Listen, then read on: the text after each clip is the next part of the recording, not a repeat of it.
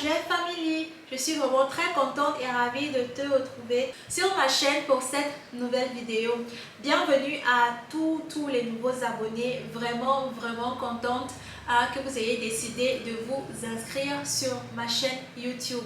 Par contre, si toi c'est la première fois que tu me vois, moi c'est Sarah aka Naye Jeff. Et sur YouTube, je propose des vidéos sur le style de vie en général en Italie, également des vidéos informatives sur les études universitaires en Italie et aussi des vidéos beauté, soins de la peau noire, mais aussi des cheveux africains. Donc, si c'est le genre de contenu qui t'intéresse, je t'invite à t'inscrire sur ma chaîne YouTube si tu ne l'as pas encore fait. Bien évidemment, tu peux aussi me suivre sur mes réseaux sociaux Instagram et Facebook. Tous les liens sont dans la boîte de description et mon Instagram s'affiche quelque part là sur la vidéo. Par contre, aujourd'hui, comme tu as pu voir dans la miniature et dans le titre, on va parler de l'immigration en Italie, de l'intégration et aussi du racisme. Donc, sans plus tarder, nous allons entrer tout de suite dans le vif du sujet. Bien, je vais embrayer sur le premier point de la thématique de cette vidéo qui est l'immigration en général, mais en particulier l'immigration en Italie. Comme on peut l'observer et on peut être d'accord, l'Italie et l'Espagne sont un peu les pôles, disons ça comme ça, de l'immigration clandestine en Europe, du moins pour entrer dans l'espace de Schengen en fait. Même comme on dit, il ne faut jamais dire jamais, mais personnellement, je pense que je ne serai jamais favorable à l'immigration clandestine. Bien que cela, à la fin de la journée, réussisse pour certains, c'est-à-dire pour beaucoup même, ça réussit. Et aussi, comme on dit, c'est la fin qui justifie les moyens. Mais je ne pourrai jamais être favorable à l'immigration clandestine pour la simple et bonne raison qu'elle présente un peu trop de risques, dont le plus ultime qui est la perte de la vie. Si on voyage pour aller chercher des moyens de vie meilleurs, en fait, je ne pense pas que ça devrait être au péril de sa vie en fait. Surtout si on a le choix de rester là où on se trouve et essayer de se battre pour soit voyager de façon régulière, c'est-à-dire dans les normes de la chose, ou soit essayer vraiment de se battre à se construire plus ou moins un niveau de vie acceptable, d'accord? Je ne pense pas que mettre sa vie en péril pour améliorer ses conditions de vie soit un bon choix en fait, en soi, d'accord? Donc, du coup, moi, je ne pourrais encourager l'immigration clandestine.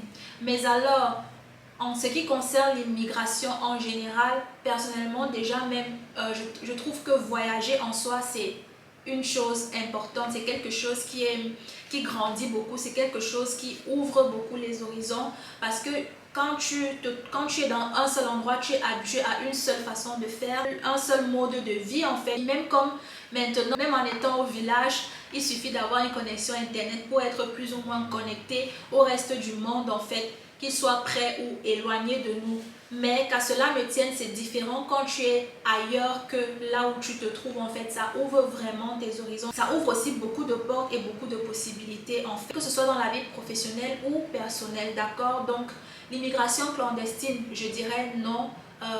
Il vaudrait mieux éviter, mais immigrer en général, pour moi, je pense que ça apporte du bien en fait. Ceci est une raison pour laquelle j'avais commencé à faire des vidéos sur les études en Italie, parce que je trouve que c'est assez un bon tremplin pour pouvoir voyager. Et encore parce que le visa étudiant est l'un des visas plus ou moins le plus facile à avoir, et surtout dans les pays comme l'Italie pour l'instant. C'est vrai que maintenant ça commence à être un peu plus, en fait plus les années passent, plus ça devient un tout petit peu plus difficile, mais par rapport aux autres pays, disons que le visa étudiant italien est encore le plus accessible en fait par rapport aux autres pays. Il y a d'autres pays aussi comme la Belgique, j'ai entendu parler, qui est aussi accessible, et je pense l'Espagne si je ne me trompe pas. Donc en tout cas l'Italie fait partie de ces pays là où obtenir le visa italien n'est pas chose trop compliquée par rapport à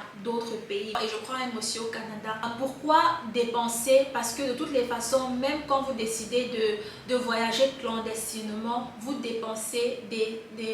devez dépenser en fait des sommes énormes. Il suffit juste d'aller regarder les témoignages en fait de tous ceux qui voyagent clandestinement, qui ont décidé d'emprunter la route, comme on dit en général, ils déboursent en fait des sommes énormes et pourtant avec ces mêmes sommes-là et peut-être même un peu moins, vous pouvez engager une procédure d'obtention de visa étudiant. Il suffit juste d'avoir toute la documentation en fait demandée pour pouvoir postuler pour un visa étudiant. Ok, donc l'un des moyens, disons ça, le plus facile de voyager, dans les normes de voyager régulièrement pour aller à l'étranger, c'est par le moyen des études en fait. Donc voilà, quand bien même il est vrai qu'on peut rester chez soi et étudier et tout, malheureusement, pour l'instant, parce qu'il faudrait aussi qu'on soit sincère et clair et qu'on se dise quand même les vérités en face, disons-nous les vérités vivantes. Les possibilités que tu as après tes études en fait dans nos différents pays d'origine et l'Afrique ne seront pas les mêmes que ceux que tu peux avoir en ayant continué tes études en fait dans un pays, comment je vais dire, étranger en fait, dans un pays de l'Europe ou alors un pays aux Amériques, surtout l'Amérique du Nord, d'accord? Donc il y a aussi ça. Si le but serait de voyager pour améliorer les conditions de vie, notre propre condition de vie, les conditions de vie de notre famille et comment je vais dire, ouvrir en fait les perspectives que nous pouvons avoir pour le futur, je pense que venir étudier à l'étranger te donne plus ces possibilités-là que si tu étudies en fait dans nos pays d'origine, du moins pour le moment. Comme je dis toujours, on espère que les choses vont améliorer entre temps, mais pour l'instant malheureusement c'est comme ça, c'est-à-dire que au jour d'aujourd'hui, si tu as fait des longues études ou même juste des études tout court, disons que tu es arrivé au bac, oui tu peux faire une formation, mais quelle est la formation qui va te permettre d'avoir un travail après ta formation en fait si tu n'as pas, comment dire, entre guillemets, les relations des gens pour te placer en fait pour obtenir ce boulot là. Or à l'étranger, en Europe ou en Amérique du Nord, si tu, même après ton bac, si c'est que tu as fait disons le secondaire, après ton bac, si tu décides de faire une formation, tu n'as pas besoin des relations, tu n'as pas besoin de corrompre qui que ce soit pour pouvoir avoir en fait un travail après la formation que tu as suivie. En fait, on t'embauche, en fait, tu es assez couvert et garanti pour pouvoir avoir un embauche après le bac. Ça, c'est pour le bac. Pour les études universitaires, en fait, c'est aussi pareil, en fait. Quelles sont les possibilités que tu as de trouver un travail après tes études universitaires dans nos pays d'origine? J'ai peur de dire un peu réduit à zéro, sinon très amoindri, contrairement à l'étranger, d'accord? C'est plus dans cette perspective-là. C'est vrai que ce n'est pas évident, surtout parce que, comme j'ai dit, je vais vraiment faire le maximum d'être sincère et de dire, enfin, de donner mon avis d'après mon expérience, d'après ce que je vois. C'est vrai que quand tu as le bac et que tu fais une formation, disons que tu as un peu plus de possibilités, du moins à l'étranger, de trouver du travail, en fait, un embauche. Or, quand tu fais des études universitaires, c'est un tout petit peu compliqué. Pourquoi? Parce que la formation a beaucoup plus un côté pratique. Or, pour l'instant, à part les études de médecine et d'ingénierie, d'après ce que je sache, c'est un peu plus de théorie. Et par contre, quand tu sors de l'université et tu te lances directement dans le marché du travail, tu vas remarquer qu'on va te demander l'expérience. En fait, la plupart des demandes des annonces de postes vacants et tout demandent tel nombre d'expériences, tel nombre d'expériences. C'est vrai que maintenant aussi, à part l'expérience, on demande aussi beaucoup de soft skills en fait. Je saurais vraiment pas comment te traduire ça.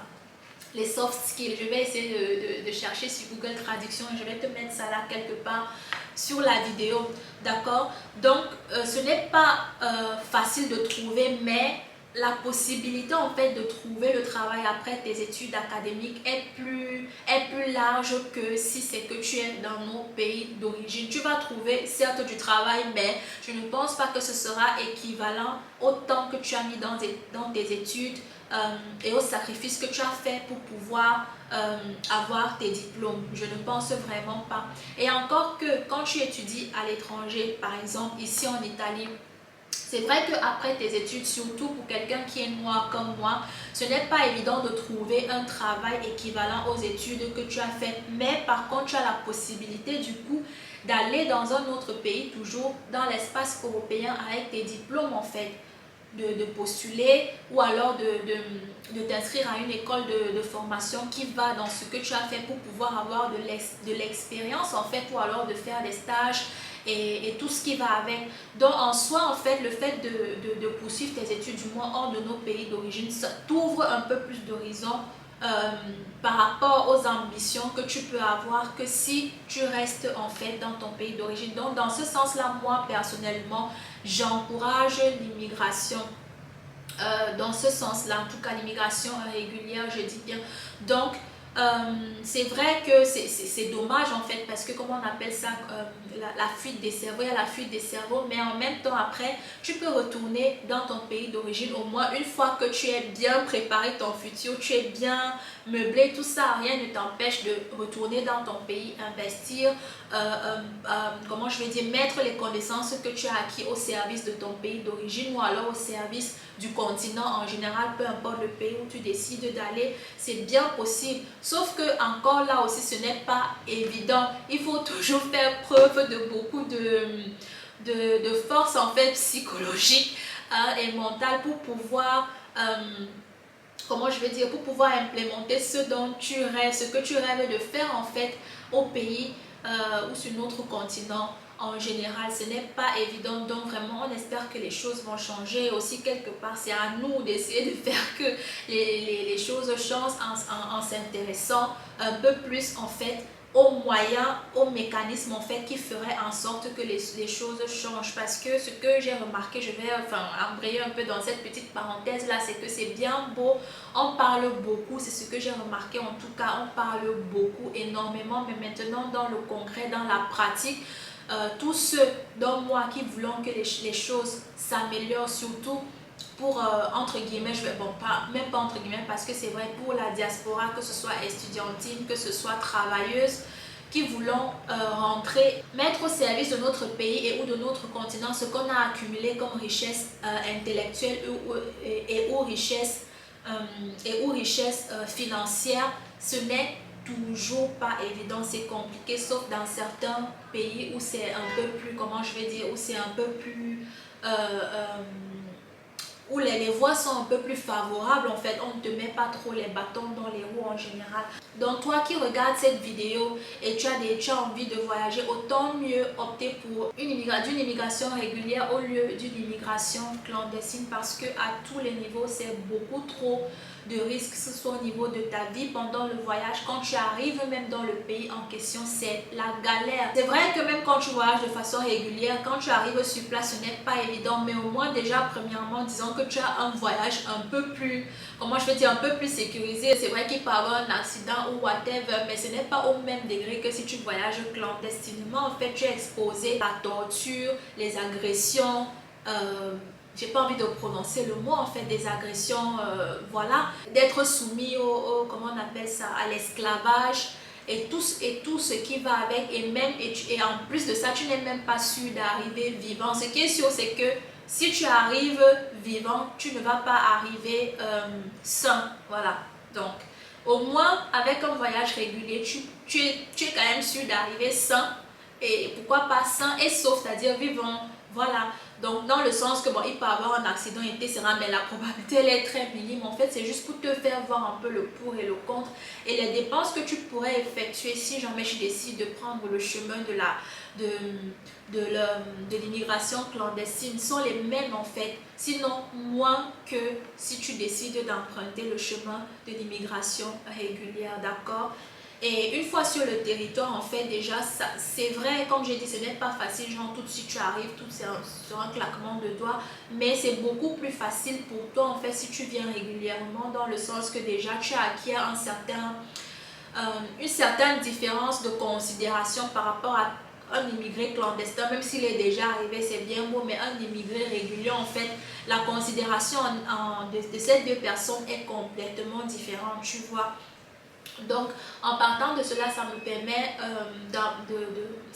d'aborder donc le sujet de l'intégration, d'accord, surtout je vais parler surtout de l'intégration en Italie, parce que c'est en Italie que je suis résidente. Donc voilà, toi qui es arrivé en Italie régulièrement, dans les normes de la chose avec ton visa en général, mais particulièrement avec le visa étudiant, étant donné que c'est dans ce sens là que je fais des vidéos et que je conseille en fait, donc il sera beaucoup plus facile à mon humble avis, de t'intégrer que si tu arrives de façon clandestine. Déjà, les chemins que tu vas prendre sont des chemins très périlleux et ça t'expose beaucoup au racisme, enfin, qu'on va aborder à la fin de la vidéo par rapport à quand tu arrives en fait de façon régulière. C'est vrai que le racisme, tu le subis de toutes les façons une fois que tu es noir et ou étranger. D'accord? Donc, tu t'intègres un peu plus. Alors, l'intégration, en tout cas pour moi, l'intégration, c'est bien connaître la langue, bien t'exprimer en italien et comprendre l'italien. C'est connaître quand même jusqu'à un certain niveau la culture italienne, c'est-à-dire le manger, les us en fait et les coutumes en fait, comment ça se passe, et respecter les lois en fait du pays où tu te trouves, c'est-à-dire les lois italiennes, respecter ce que tu dois faire, tes devoirs, et quand même connaître tes droits en fait. Plus tu connais tes droits, mieux c'est. Donc quand tu as ton visa étudiant, ce qui est, c'est que tu as fait tes cours de langue. Si ton cursus académique est en Italie, tu as dû faire les cours de langue et avoir un diplôme qui atteste ton niveau de langue, qui te permettrait de suivre et de faire normalement tes examens. Si tu n'as pas fait des cours de langue italienne, ce qui est sûr, c'est que quand tu vas arriver sur le territoire en allant à l'école, à l'université ou dans ton école de spécialisation et etc. Ça te permet déjà quand même de côtoyer un milieu social assez concentré en fait d'italien, de façon à ce que tu commences à t'imprégner voilà, déjà de la culture, de l'atmosphère, bref, de t'intégrer plus facilement. Or, si tu arrives de façon clandestine, tu pars d'abord dans des camps et tout, tu es toujours là avec les mêmes personnes que tu as laissées derrière, enfin la même culture, la même vibe. Ce qui fait que quand tu vas sortir du camp, en fait, ce sera beaucoup plus difficile pour toi de t'intégrer en fait que si tu venais régulièrement et que tu t'insérais déjà dans ce cadre, en fait, dans ce milieu social là. D'ailleurs, si tu es un immigré qui a pris la route en fait et que tu regardes cette vidéo, vraiment pour ton intégration, je te conseillerais vivement de faire les cours de langue italienne. Si tu ne fais pas les cours d'italien, tu vas l'apprendre, tu vas pas bien l'apprendre en fait. Ce sera toujours un italien très approximatif, tu vois, et ça ne va pas t'aider à t'intégrer quand même d'une façon, comment je vais dire, comme il se doit, si je peux dire ça comme ça. Donc j'encourage vraiment à faire des cours de langue en fait. Si tu es dans un camp, je peux demander, tu veux faire des cours de langue, ça t'aide vraiment dans ton intégration. Et pendant les cours de langue, ce qui est bien, c'est qu'on ne t'apprend pas que la langue.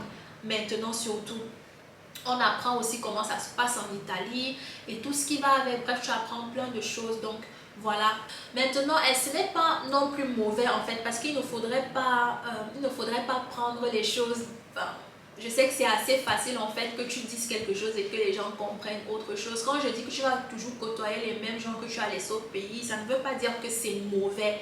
Absolument pas, ce n'est pas mauvais, mais c'est juste que tu dois te mettre dans une posture où tu es arrivé dans un autre pays et tu as envie de t'insérer dans ce pays-là pour pouvoir accéder en fait, pour pouvoir avoir accès à des conditions qui te permettraient d'améliorer en fait ta vie et ceux de la famille. Tu comprends? Donc du coup, ce n'est pas tout le temps en côtoyant en fait en restant dans ce cocon-là que tu pourras le faire. Donc le mieux, ce serait justement de côtoyer ceux-là qui sont dans le pays où tu te trouves, donc au maximum en fait les Italiens. Et en faisant cela, bien évidemment, tu dois faire preuve comment je vais dire, tu dois faire preuve de sagesse, d'intelligence, de jugeote aussi, de bien choisir voilà, les milieux que tu décides de fréquenter, les gens avec qui tu décides de traîner et tout ce qui va avec. Donc ce n'est pas mauvais en soi, mais par rapport au but que tu as quand tu as décidé de voyager, voilà, ça ne coïncide pas trop.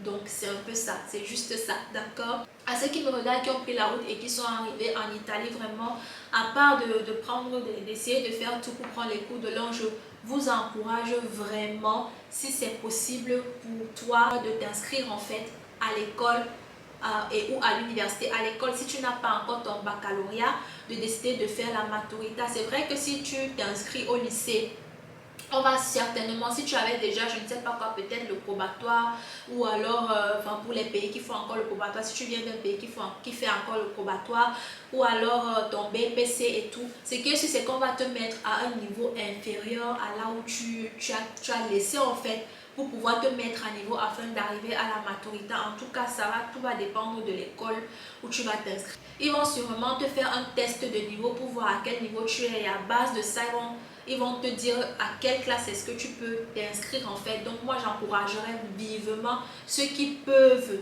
vraiment s'inscrire et obtenir leur maturité et ensuite faire donc une formation, choisir de faire une formation ou choisir l'université. Moi, je conseillerais vivement l'université pour ceux qui se sentent capables. Pourquoi? Parce que tu as la possibilité, en fait, quand tu t'inscris à l'université, d'avoir accès à une bourse. D'accord? C'est vrai que maintenant, il y a cette loi-là dans toutes les régions, c'est-à-dire que si tu ne donnes pas régulièrement tes examens, c'est-à-dire qu'à chaque année, il y a un nombre de crédits que tu dois avoir obtenu pour maintenir la bourse et pour avoir la bourse l'année qui suit. D'accord? Si c'est que ça n'a pas été le cas, que tu n'as pas donné tes crédits comme il se doit, tu vas devoir rembourser la totalité de la bourse que tu aurais perçue jusqu'à ce moment-là. Ça, c'est comme ça dans toutes les régions. Mais maintenant, dans certaines régions, c'est strict, genre c'est respecté à la lettre, tandis que dans d'autres, pas trop, pas nécessairement, tu vois un peu. Donc, ceci, ça ne veut pas dire que je t'encourage ou j'encourage les gens à aller s'inscrire à l'université juste pour la bourse et puis machin, ceci. Mais si tu es intelligent, tu comprendrais là où je veux en venir. Maintenant, si c'est que tu vois que tes études, en fait, tu peux les faire et avoir ton diplôme, que ce soit de premier cycle ou de second cycle, tant mieux.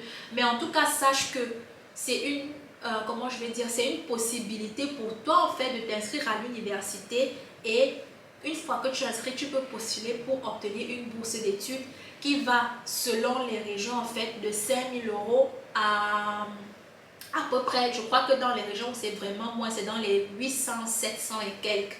D'accord, comme par exemple dans la région du Lazio, ça va de 5 000 € en descendant. Dans la région de la Toscane, je crois c'est dans les, je sais pas, 1000 et quelques en descendant, si je ne me trompe pas. Après, ça dépend de l'ISEE, mais généralement, nos ISEE ici, ce n'est pas souvent grand-chose, tu vois, puisque tu n'as pas forcément la famille ici, et même ce que tu vas déclarer que ta famille a, ça ne va ça va pas représenter quelque chose d'extraordinaire. Donc c'est à peu près les sommes là que tu es en train de, qui sont en train de passer comme ça là, qui peuvent t'aider justement à peut-être lancer, je sais pas, un business au pays, bref, mettre quelque chose déjà en place pour commencer à améliorer tes conditions de vie ou les conditions de vie de ta famille, et surtout, disons aussi, tes conditions de vie, tu vois, parce qu'à un moment donné, même cette histoire de venir en Europe, là, un peu comme si on vient travailler pour les gens, bon, bref, je crois que ça, c'est un autre sujet pour une autre vidéo, c'était juste en passant, mais quand même, c'est quelque chose d'intéressant. Je pense que tu serais d'accord avec moi, toi qui regardes cette vidéo. Donc c'est cette opportunité là, si je peux appeler ça comme ça, qui est en train de passer devant toi, or que tu peux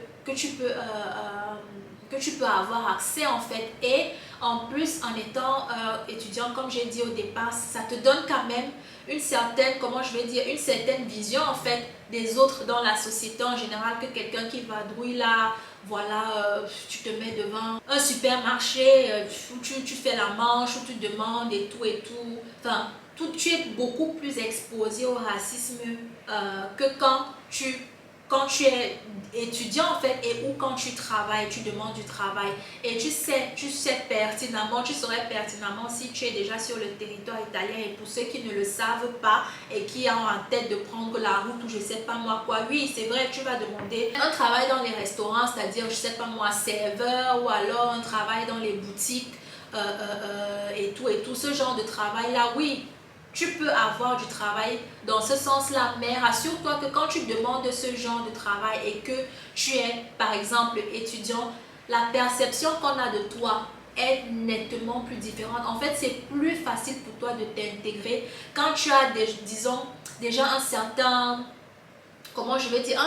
une certaine image de toi, un certain niveau en fait. Tu comprends un peu ce que je vais te dire, que ce soit au niveau université ou alors au niveau lycée. Genre tu t'inscris au lycée, tu n'as pas encore ton bac pour pouvoir avoir la maturité, et pendant que tu es au lycée et que tu demandes un travail, que ce soit serveur et tout, et on sait que tu vas à l'école, c'est peut-être pas juste si je peux dire ça comme ça, mais c'est comme ça en fait, en tout cas pour le moins en Italie, c'est comme ça.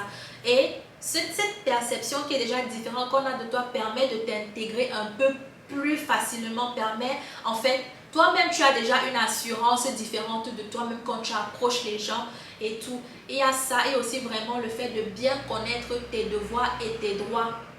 Le fait de bien connaître tes devoirs et tes droits en Italie, ce qui fait que quand tu vas parler, tu ne vas pas parler juste pour parler, tu vas parler parce que tu sais de quoi tu parles. C'est-à-dire que quand tu t'accuses de quelque chose ou quand tu te retrouves devant un problème, tu n'auras pas de difficulté en fait. Tu n'auras pas de difficulté en fait à t'exprimer parce qu'il faut savoir qu'ici en Italie, les Italiens savent souvent se montrer un peu trop intimidants. Dès qu'ils voient un étranger, encore pire si tu es étranger et tu es noir.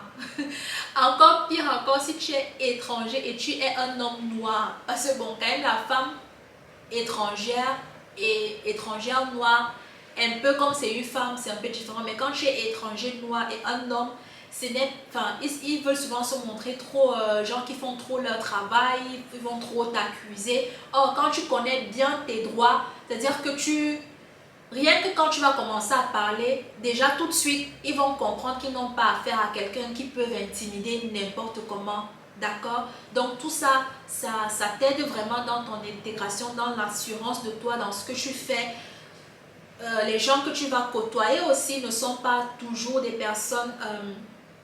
bien que ce soit tes amis et tout, bon, c'est vrai qu'on finit toujours par tisser des liens vraiment forts avec les gens. En général, les gens ne sont pas tous pareils, mais tu dois toujours savoir que tu restes un étranger, un étranger noir. Donc, à un moment donné, il peut souvent avoir des frictions, mais quand tu es sûr de toi, tu es intégré en fait. C'est différent la façon, les interactions en fait avec ton entourage en fait, d'accord? Et en plus, de ça, du coup, comme je disais aussi à un moment donné, tes études te permettront, si en Italie ce n'est pas évident, même comme le pas évident de l'Italie est différent du pas évident de nos pays d'origine, mais tu as quand même la possibilité après de postuler dans un autre pays différent de l'Italie et d'aller dans ce pays-là, pas de manière aussi brutale, violente que si tu venais de façon clandestine. En fait, la transition est beaucoup plus, comment je vais dire, beaucoup plus légère en fait, beaucoup plus smooth, beaucoup plus soft en fait que si tu venais de façon clandestine et que je décide de partir de l'Italie pour un autre pays. Quant au travail, il faut aussi faire attention en fait parce que c'est très facile, on est toujours dans l'intégration, c'est très facile en fait ici en Italie de tourner en rond sans même te rendre compte que tu es en train de tourner en rond. Donc ici en Italie, il faut vraiment avoir l'esprit de l'ambition et des objectifs à atteindre parce que si tu n'as pas ça, tu vas vraiment te retrouver en train de tourner en rond et les années ne font que passer maintenant, sauf si tu te plais dans cette condition-là, ça va. Mais si tu ne plais pas, il faut vraiment être éveillé pour te rendre compte que bon, là, tu es en train de, voilà, de tourner un peu. Parce qu'en fait, je ne saurais même comment t'expliquer ça. Le système t'amène un peu à tourner là, vraiment à ne pas avoir de perspective grande.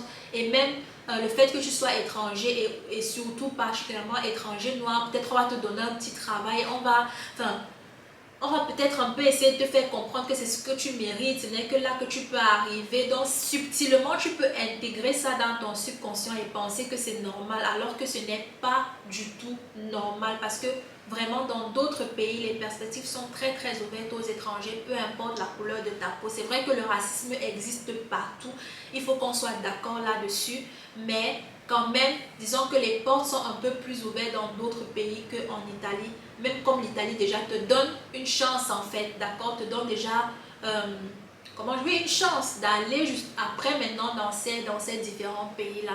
Donc voilà, c'est quelque chose que je voulais aussi mentionner dans l'intégration. Et puis de toute façon, vous pouvez demander à qui vous voulez, mais quelqu'un qui a vécu au moins 5 ans en Italie peut vivre dans n'importe quel pays du monde. Donc bref, c'est ce qu'on dit et sincèrement, je pense que c'est vrai. Donc ça, c'était pour l'immigration et pour l'intégration. Maintenant, en ce qui concerne le racisme en Italie, déjà, c'est un sujet en particulier qui m'a donné en fait l'idée et l'envie de faire cette vidéo. Donc il y a eu récemment un cas de bastonnade montée sur un noir africain ici en Italie, tout simplement parce que apparemment il s'est approché d'un Italien à qui il a demandé de l'argent, où il vendait des mouchoirs ou quelque chose comme ça. En tout cas, il a approché l'Italien et c'était une question d'argent, quelque chose comme ça. Donc, où il lui demandait de l'argent, genre il faisait la manche, où il vendait des mouchoirs, quelque chose de ce genre. Et le monsieur n'a pas supporté en fait que cet étranger noir s'approche de lui et il a commencé à le taper jusqu'à ce que mort s'en suive, et les gens regardaient et les gens filmaient. D'accord? Ce n'est qu'une seule histoire parmi tant d'autres, donc ce n'est pas un cas isolé, ce sont des choses qui arrivent beaucoup en fait, qui arrivent beaucoup malheureusement encore en Italie. Donc c'est pour planter déjà le décor, pour dire que c'est vrai que le racisme en Italie c'est quelque chose qui est encore très, ce n'est pas subtil en tout cas comme dans d'autres pays où c'est très subtil, c'est beaucoup de politiquement correct. En Italie, c'est vraiment violent, c'est-à-dire que on te met face au fait que tu es noir, du coup voilà, tu es noir en fait. Le problème c'est que tu es noir, on te met ça là devant toi, d'accord? Déjà que tu es étranger, parce que en général, de mon point de vue, de ma perception, les Italiens ne supportent pas, je ne vais pas dire n'aiment pas. Après, c'est vrai qu'il y a probablement ceux qui n'aiment pas, mais les Italiens ne supportent pas les étrangers, d'accord? Et encore moins les étrangers noirs, d'accord? Donc, il n'y a pas vraiment du politiquement correct ici, là, sauf quand vraiment tu es dans ton groupe d'amis, dans ton cercle d'amis, les gens que tu as connus, que vous avez étudié ensemble et tout, et tout, et tout. Bref, ceux qui sont déjà habitués avec toi.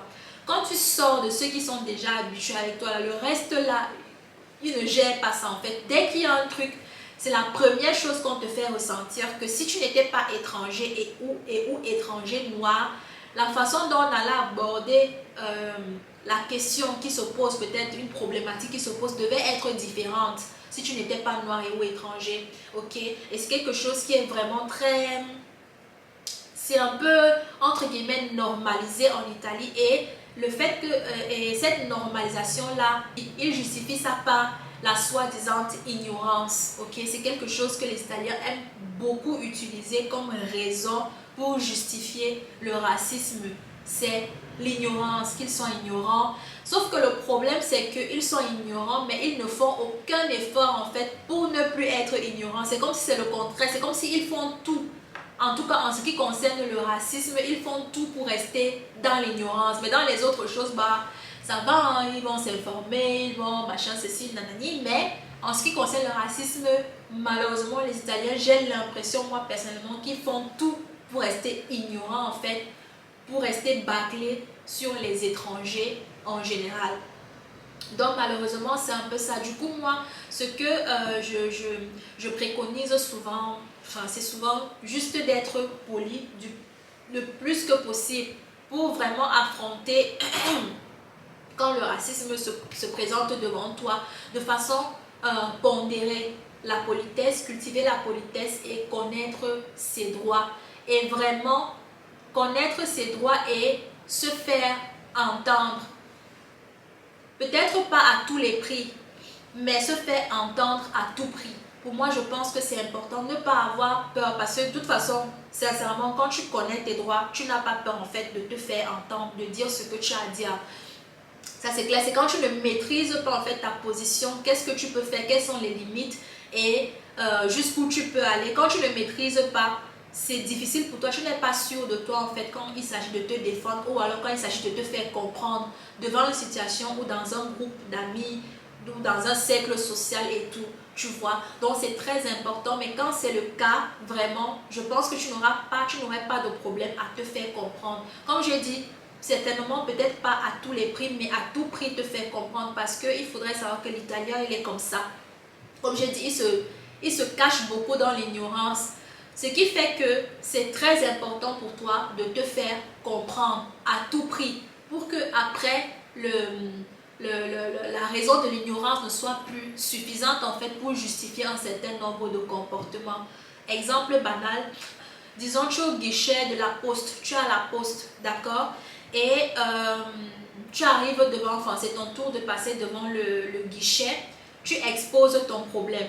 Premièrement, ce que tu vas remarquer, c'est que déjà la face, l'expression de la personne qui est derrière le guichet va changer parce que tu es étranger. Hein? Si tu es étranger noir, c'est encore pire. L'expression, mais ça ne devrait pas t'intimider parce que beaucoup, généralement, ça les intimide. Ils se sentent un peu diminués. Bref, ça joue dans l'interaction que tu auras avec la personne derrière toi. Ça, par contre, ça ne devrait pas t'intimider parce que c'est comme ça qu'ils ont. C'est comme si tu viens en fait l'embêter dans son travail. C'est comme si tu n'as pas... C'est comme si tu ne dois pas être là. Tu vois un peu. Voilà, c'est le sentiment que ça te donne, mais c'est le sentiment que ça te donnerait. Mais dorénavant, si jamais ça te donnait ce sentiment, ça ne devrait pas. Tu dois rester sûr de toi parce que tu as le droit d'être là comme tout le monde en fait qui vient se faire rendre un service à la poste. D'accord? Donc tu te rapproches de monsieur. Donc ça c'est la première chose, le changement d'expression et tout et tout. Tu parles.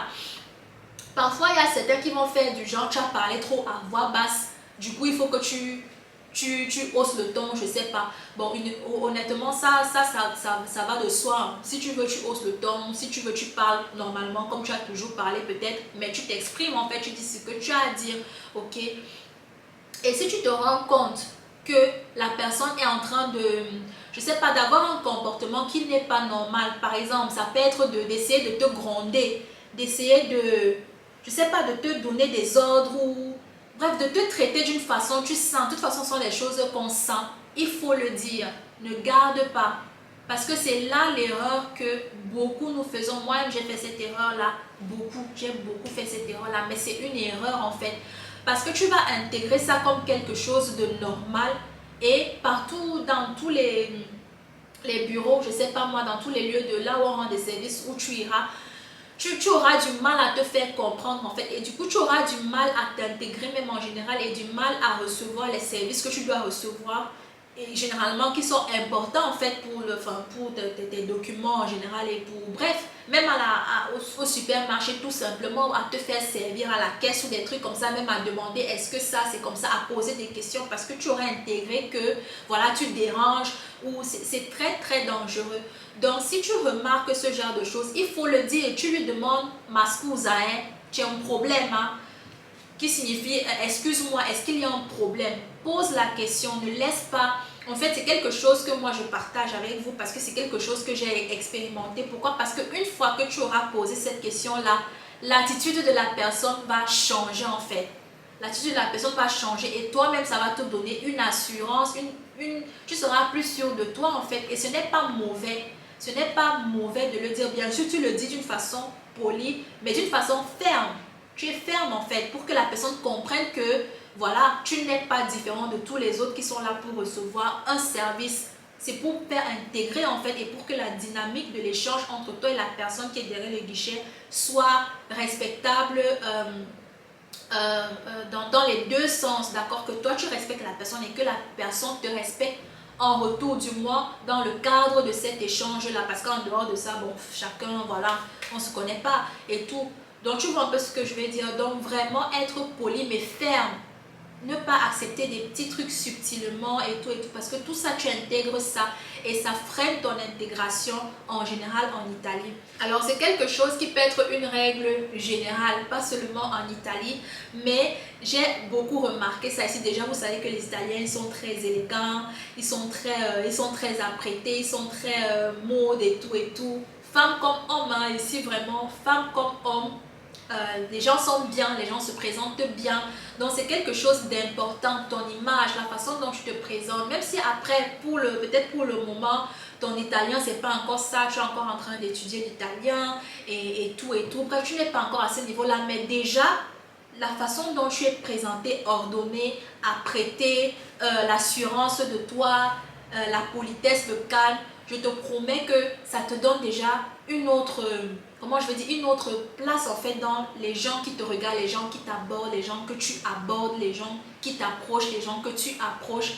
Ça te donne un autre niveau en fait d'acceptation et de pouvoir t'intégrer, d'accord? C'est très très très c'est très important. Voilà. Du coup, ce n'est pas toujours... c'est vrai que la plus grande, comment je vais dire, la plus grande responsabilité va aux Italiens. Pour ça, moi personnellement, je ne discute pas, mais nous aussi, nous avons notre part de responsabilité, notre part à jouer afin de, comment je vais dire, de combattre ou de maîtriser en fait tu peux être raciste, mais tu dois me respecter. C'est-à-dire que je ne gère pas que tu sois raciste ou pas. Je ne gère pas que tu ne supportes pas ou que tu n'aimes pas les étrangers. Je ne gère pas que tu ne supportes pas ou que tu n'aimes pas les noirs.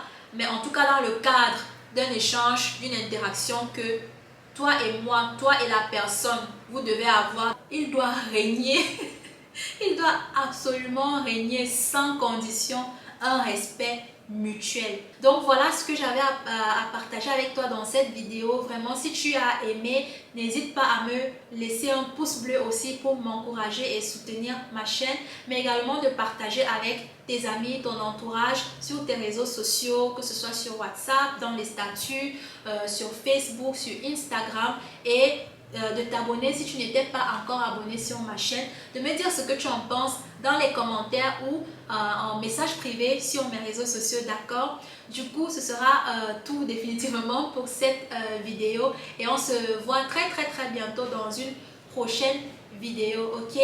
Alors, je te fais des grands coucous aussi à tout ce que tu aimes, mais surtout, comme j'ai l'habitude de le dire, fais attention à toi. Bye, bye bye.